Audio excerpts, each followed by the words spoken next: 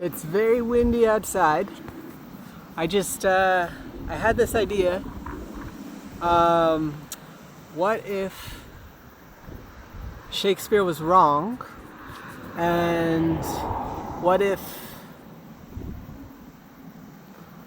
it's not the eye that is the window to the soul, but what if instead the anus is the window to the soul? And I wanted to invite us into a practice of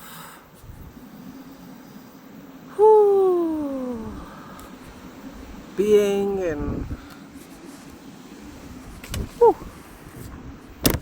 thought, why not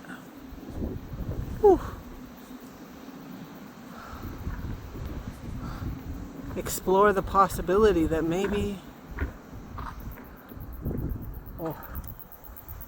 the anus is the window to the soul, and maybe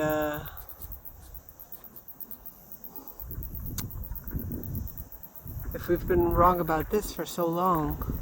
I believed it when I heard the eye is the window to the soul. I think that was probably my English teacher, and I took everything that she said as gospel, and I idolized her, and I thought that she could do no wrong, almost like she was perfect. And now I realize that she's not perfect. I think she has good qualities and not so good qualities, and I don't idolize her anymore. I didn't think about it in that way, but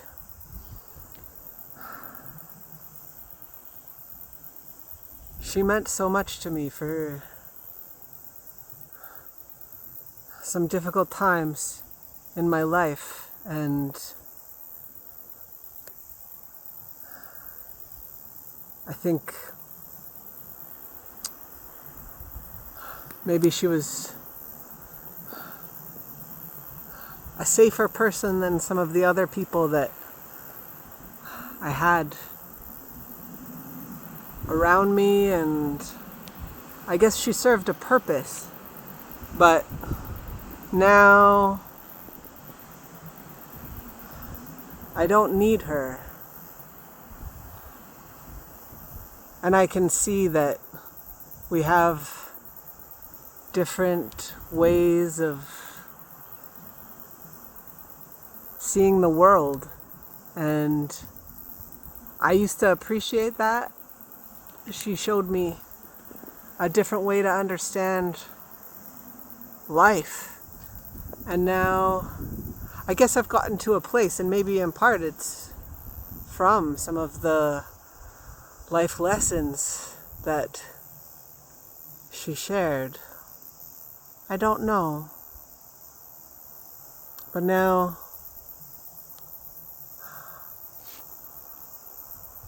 I don't feel like I need her or even really want her to be so close. Whew.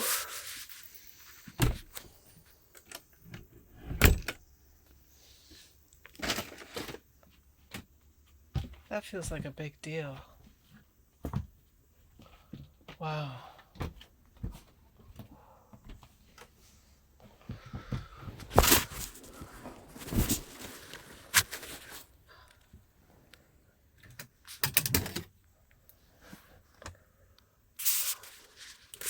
I used to really struggle with English. I was a very serious student trying to get the best grades that I could.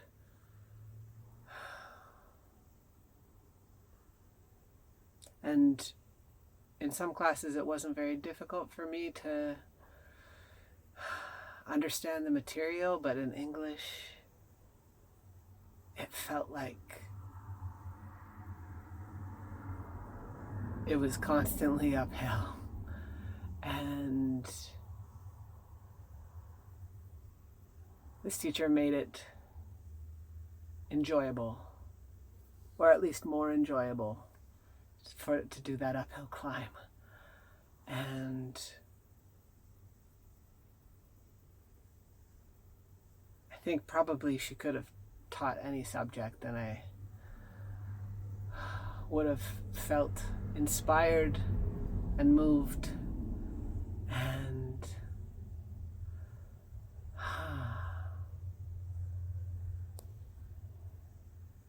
I don't think, looking back, growing up, I don't think there were a lot of experiences where I felt inspired. There were a lot of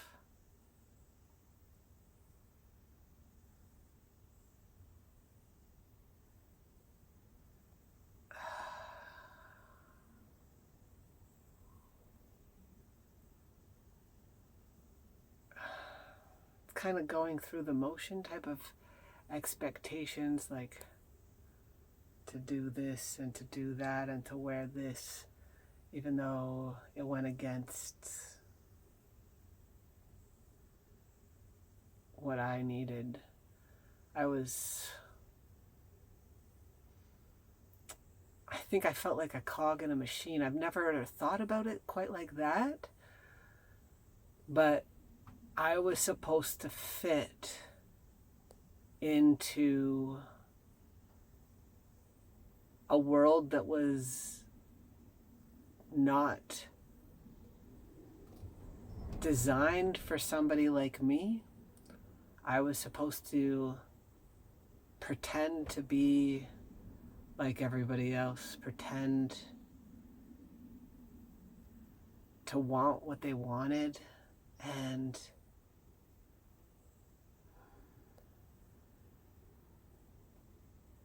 to dress how they wanted me to dress, to be where they wanted me to be. And it wasn't the worst, but it also wasn't supportive in the way that I would want someone to feel supported regardless of how old they are.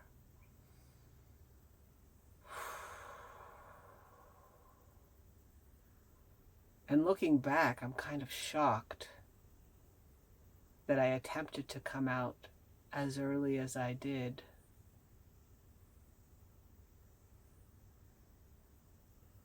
And it's not surprising that I was effectively somehow still in the closet even after trying to come out.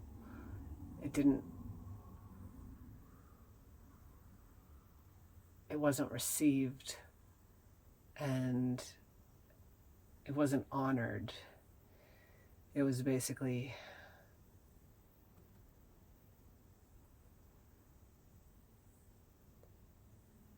forgotten, swept under the rug, ignored.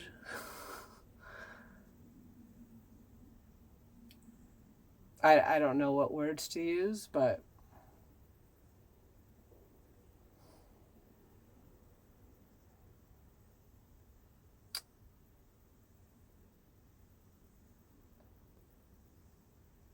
I'm grateful for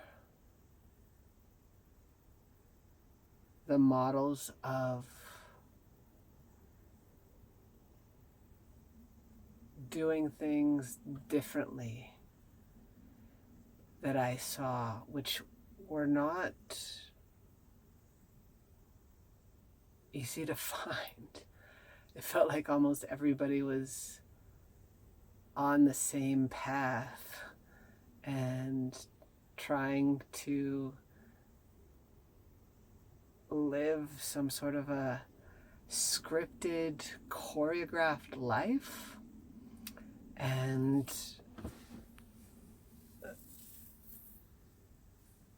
there was basically one right way to do things, one right way to fill in the blank. And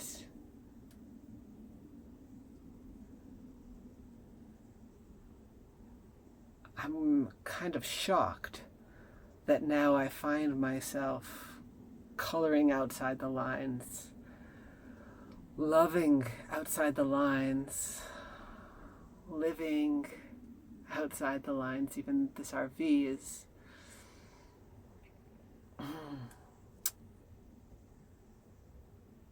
not something I would have imagined that people lived in growing up in the suburbs. And I don't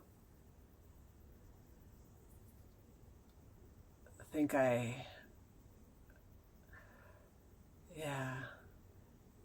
was very aware of how people live outside of where I came from. Extremely sheltered. And it was so homogeneous, so everybody kind of looked quite similar and dressed quite similar, and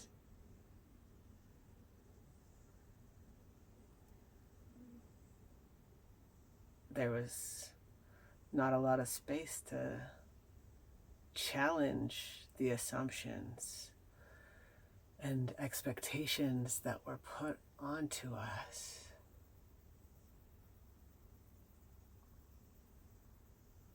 Of course I left. Of course I needed to get out of there, and I knew that I needed to find a new home, a new place to be, for years before I was able to leave. I was planning and dreaming about leaving.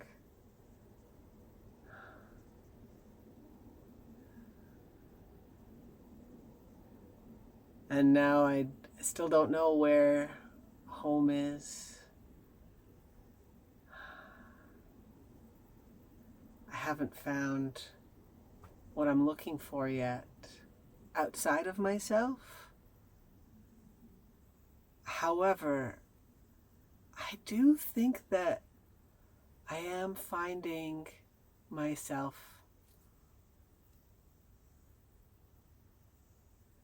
along this journey and finding perhaps the universe through this journey of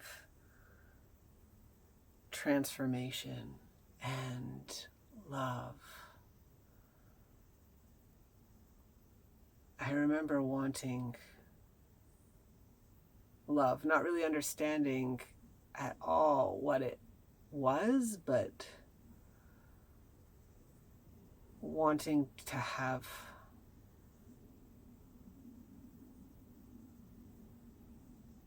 someone to share my life with. And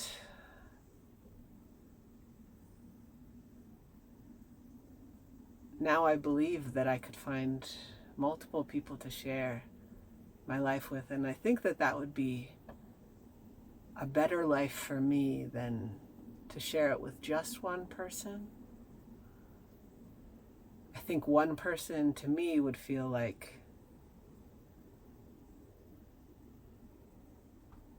I was in a cage. And I know that it's not an actual cage to be in monogamy, but to me, to live monogamously at this point in my life would feel like an emotional, spiritual, psychological cage. And that is not how I want to love.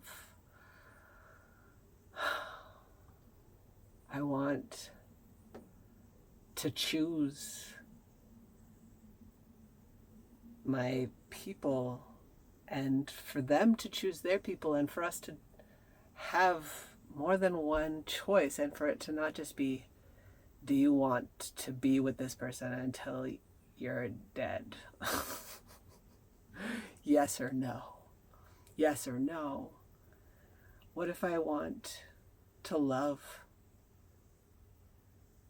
and to choose every day? And I could probably have some sort of commitment where I would choose to see somebody pretty much every Tuesday, every day until I die. And still, I would want there to be some space for there to be change or for feelings to change for both people or all people, because maybe I would never change my mind, but if the other person did, I would want them to be able to change their mind and for that to be okay and for us to not feel like we're just gonna make it through Tuesday again and again and again. And to think about how some people, that's not just Tuesdays, it's not just weekends, it's every single day they are stuck. And I don't think everybody who's in a monogamous relationship feels like that, but I think some people probably do. And some people would probably prefer to just have a Tuesday commitment. And even monogamous people might only want to see their partners on Tuesdays and have space for friends and for hobbies and for volunteering and whatever. So, yeah. There's lots of reasons why a Tuesday arrangement could be nourishing. And when I was growing up, I never would have thought, oh, I'll see one person on Tuesday, one person on Wednesday, maybe 2 people on Thursday, maybe 3 people on Friday in a hot tub. That sounds magical, and that sounds way better to me than every day of the week having to wear the same metaphorical underpants. I want everybody to be able to choose what we do with our underpants and for it to not be something that is assumed or expected. And the underpants are a metaphor for what we do with our bodies, what we choose to put into our bodies, how we choose to be in our bodies. And I wasn't intending for this to be some sort of a polyamorous rant, but on a spiritual level, I feel strongly that polyamory has the potential, when done with strong communication skills, for an experience of our bodies that is empowering and nourishing and experience consent in a way that isn't possible under monogamy. I say this because if somebody is monogamous and wants to have sex with a partner they have one person to choose from. If somebody has, say, 4 partners and they want to have sex, they're not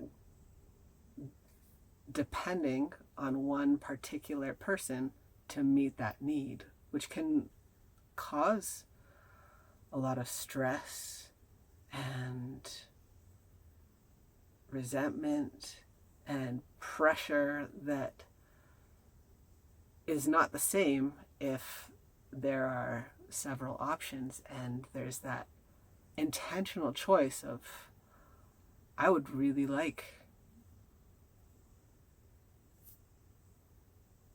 to connect with this particular person, not just the only person that I can have partnered sex with. Having that choice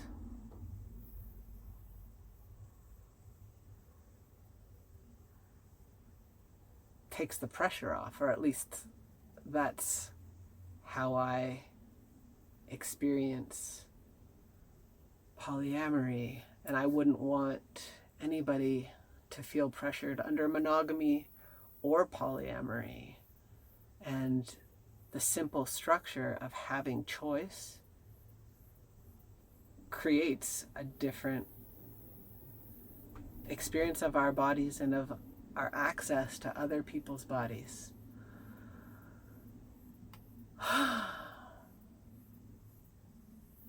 Yeah.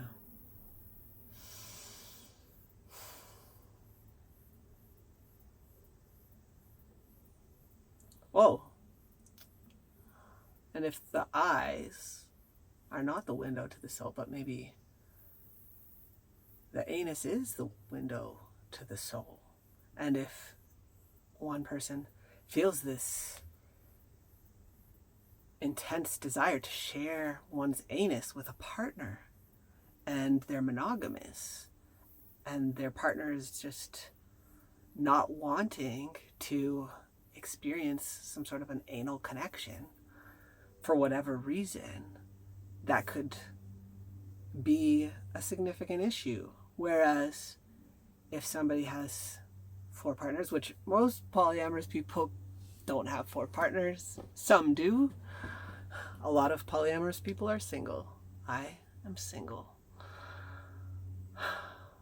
So if I wanted to share my anus with somebody, I would probably get a mirror and share it with myself.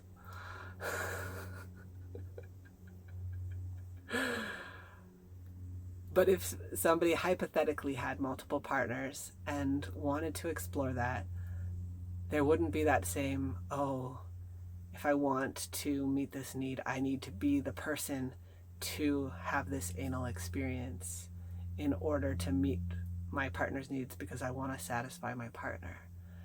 And in my experience, having less pressure around sex leads to less resentment, less negative experiences, and more pleasure.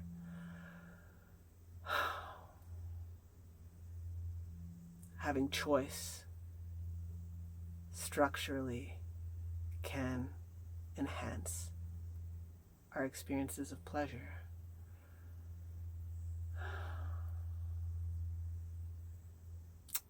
I'd never talked through that quite like that. It makes me think about this experience with somebody. I would say that our sex was very focused on my partner, and this one time I was like, how would you feel about touching my anus? And that was not something that they wanted to do. And that was fine. I just wanted to ask. And that was the last time that we saw each other. And I'm not sure why that happened. I tried to inquire, but didn't really get much information. But yeah. And maybe even though we were polyamorous, that simple asking of the question of touching my anus was some sort of an experience of pressure or desire that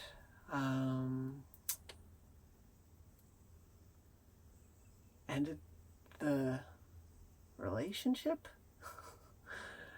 I don't know if my anus ended that relationship. Maybe it did. I guess I'll never know. And I'm not sure what my point is anymore, but sometimes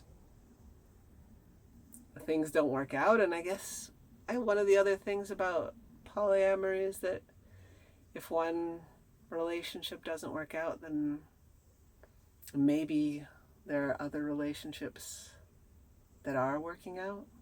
And if those are sturdy and emotionally supportive, then there might be some solid structures to support the journey of heartbreak and disappointment. Yeah. But sometimes a lot of polyamorous relationships break up at the same time, and then that can be extremely challenging. And yeah, I suppose monogamous people generally only have one breakup at a time, and to have that be a max number of breakups in a short period of time could be helpful for people that are not wanting to have more than one breakup in a short period of time. Yeah. This is wild. Can't believe I'm talking about this. Like, growing up, I was so confused about relationships and love. It took me a really long time to understand what love is, and the pressure to say I love you when you don't know if you know what love is can be really stressful and confusing. What is love?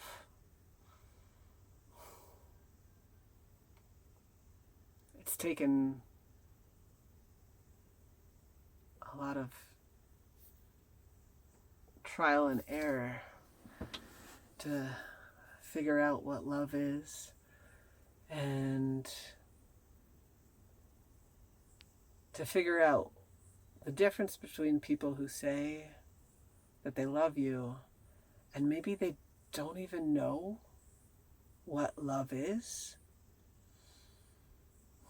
or maybe they're saying it without really feeling it, which I think happens more than we recognize as a society, which is really upsetting that people would take that word and use it to influence and control people. And I think people see me as a love bomber because I am generous with my words, and I will say I love you in creative and abundant ways, and I do have this understanding of spirituality as sharing love, and that doesn't need to be limited to a monogamous relationship. That does not need to be limited to people that we have known in person. I think it's possible to love on an energetic level, abundantly. And I want to share love abundantly, just as people can energetically hate abundantly. I don't want to live like that. I would like to love and to be intentional with that love and to be generous with that love and to share it over and over again. And I don't think we've seen men model love on a spiritual, generous level that is sex positive, and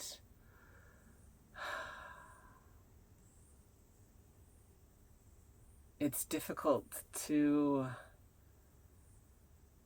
try to do all the things that I want to do, like reimagine how we think about our responsibilities when it comes to love and sex, how we move, how we touch, how we talk.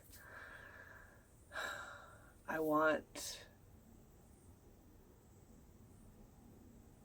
to be love. I want to show love. I want to express love. And I will say that I want to share my love with the universe, and I do have this fantasy of being a boyfriend, of being an imaginary boyfriend, of traveling through space and time and sharing my love and being a little less lonely and showing up for other folks that are maybe struggling with mental health and loneliness. Is that love bombing? I don't think so. If the love is real. And what is love? I think love is presence, is how we speak, how we experience the present moment, how we share our bodies, our intention, our energy, without necessarily expecting or assuming. I do assume empathy,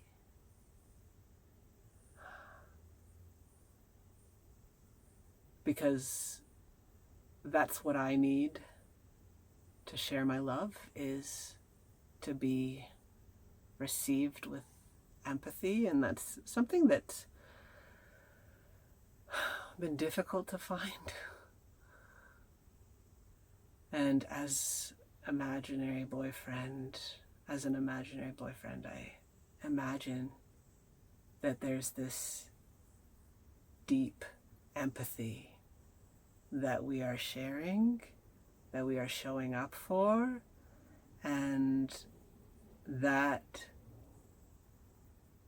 supports me to share my love, and to invite us into practices to build our capacity to love. And what I want to do with my life is love.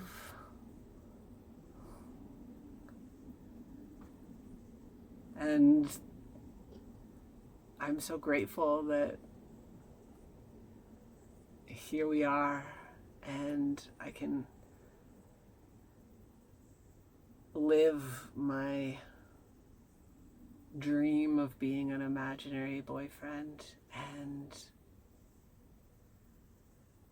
share this moment.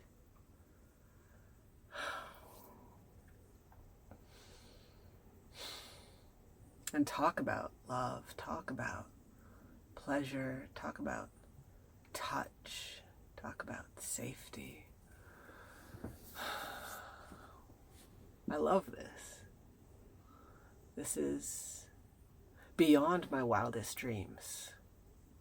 Growing up the way that I did, afraid to talk about sex, afraid to have sex,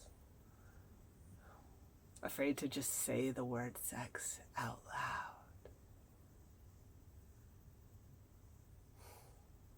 afraid to use a change room, afraid to be nude, even for a moment. And thinking that that's what was normal. Being shocked when somebody was actually nude in a change room.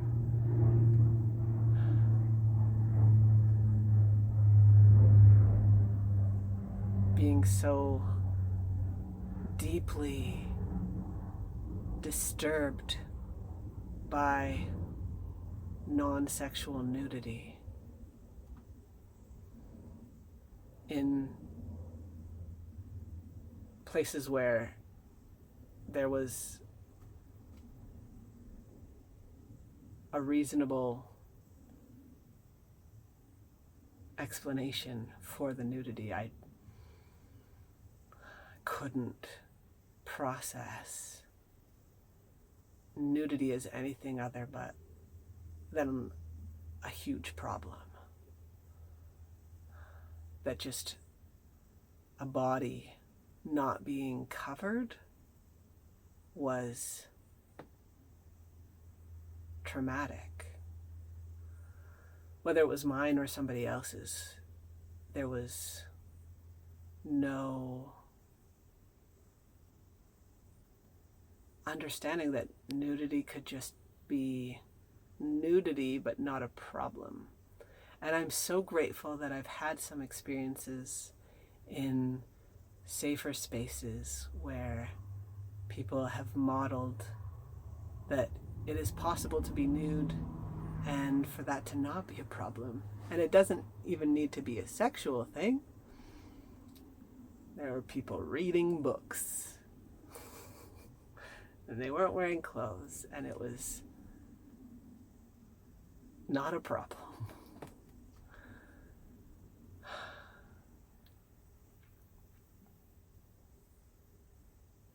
And now I feel a lot better in terms of my relationship with nudity, with my own nudity, and with other people's nudity.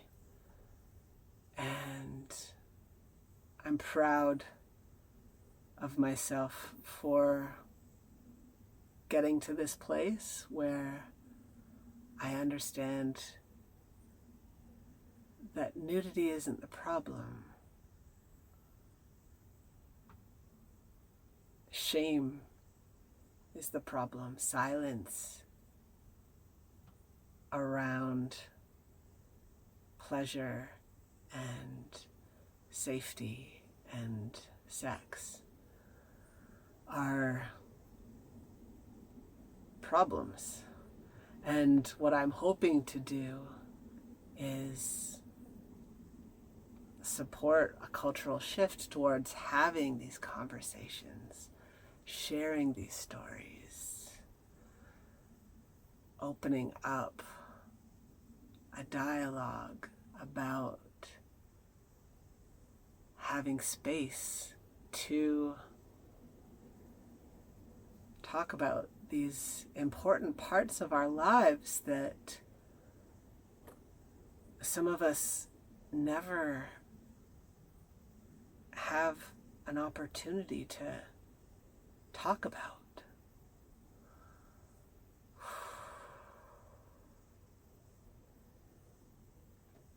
Even myself, for so much of my life, I was too afraid to even ask a question or to be myself.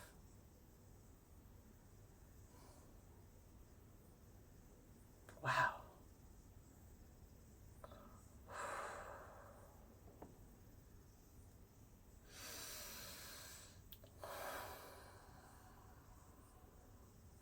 That was a lot. I feel like I should probably do something to nourish myself, and I would like to invite you to join me in a nourishing